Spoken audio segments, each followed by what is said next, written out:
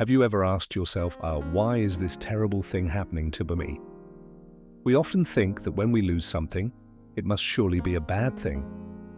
But what if the very thing you lose today is actually a hidden gift for your future?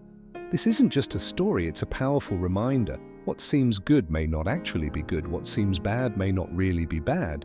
There are moments when you believe you're standing right on the edge of a cliff, but it's in that very moment that a new door opens. And today's story will prove it. A man who thought he had lost everything ended up finding the true meaning of life. He once said something that left the whole village stunned, and it's a line I can never forget. Don't be so quick to decide whether something is a blessing or a curse. Only time can give us the answer. In the outskirts of Texas, there lived a middle-aged man named John Miller. He wasn't rich and he wasn't famous.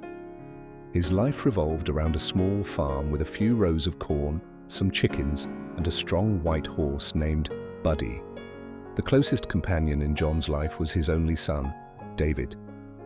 John didn't have much money. In fact, there were times when his wallet was completely empty.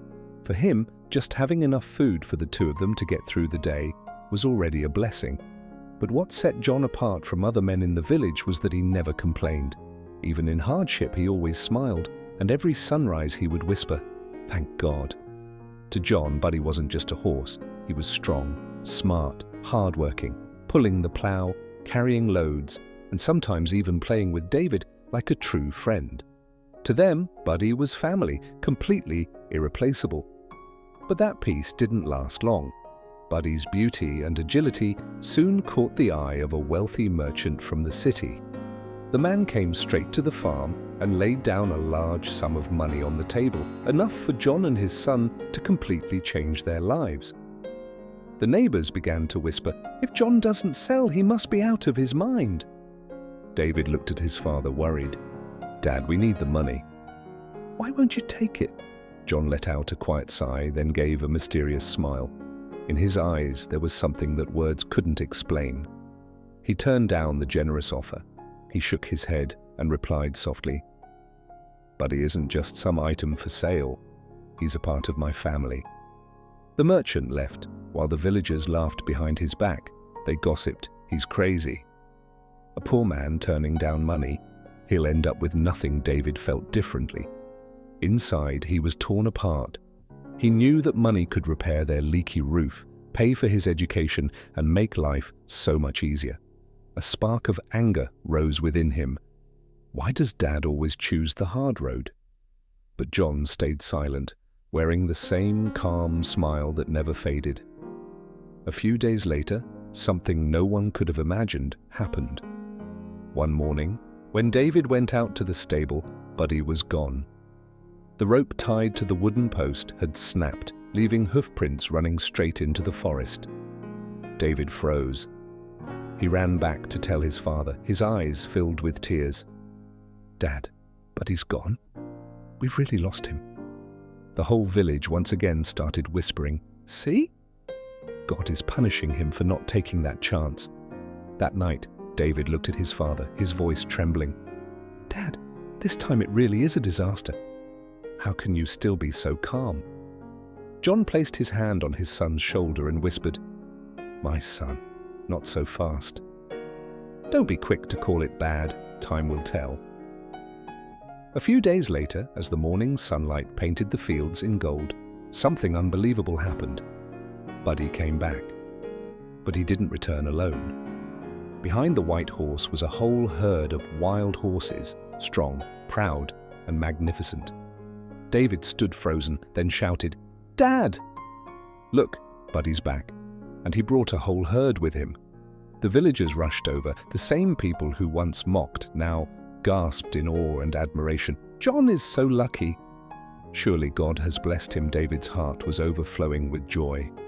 With this herd of horses, their lives could completely change.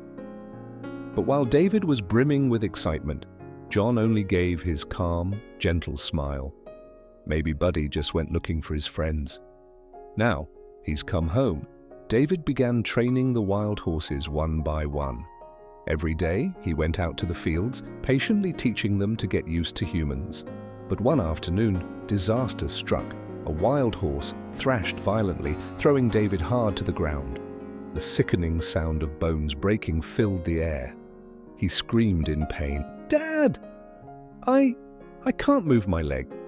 David lay in bed for days, his leg in a cast, his heart heavy with despair. To him, the future seemed completely closed off.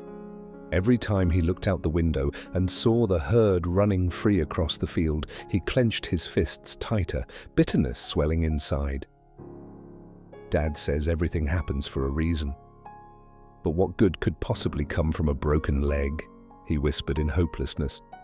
John sat beside him, his eyes kind but steady. He softly replied, "My son, don't rush to a conclusion. Whether it's good or bad, time will give us the answer." David stayed silent, his heart still full of doubt. But then just a week later, news from the town shook the entire village. War had broken out. The government ordered every young man to be drafted into battle. When the soldiers arrived in the village, every young man was forced to leave his family behind.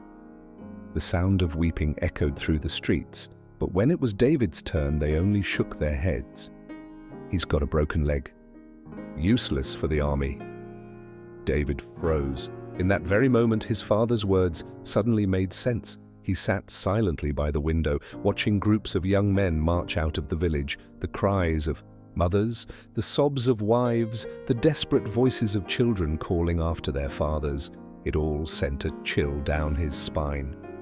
He realized that if it weren't for his broken leg, he too would be in that line, heading toward a war that few would ever return from. He turned to his father, tears filling his eyes. "Dad, everything you said was true. I thought losing Buddy was a disaster. I thought breaking my leg was the end. But those very things saved me. I never understood." Until today, John gave a gentle smile, his eyes glowing as if carving the lesson deep into his son's heart. "My son, in life, nothing is entirely good or entirely bad. When something happens, don't be too quick to rejoice or despair, because everything is part of a greater plan that God has for us." David nodded. For the first time, he felt a deep calm settle in his heart. The hardships were no longer scars of pain, but reminders that everything happens for a reason. And this is the lesson for all of us. When fortune comes your way, don't grow arrogant. When hardship strikes, don't fall into despair, because in time, you'll see what's truly a blessing and what's simply a challenge meant to help you grow. If you're going through dark days right now, remember this. Maybe those very moments are quietly preparing you for a miracle ahead. And if today you're standing at the peak of success, stay humble, because nothing lasts forever. What seems good may not always be good. What seems bad may not always be bad. But one thing is certain, everything carries meaning.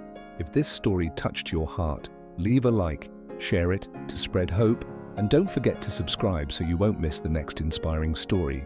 Because who knows, the next one might just hold the answer you've been searching for in your own journey.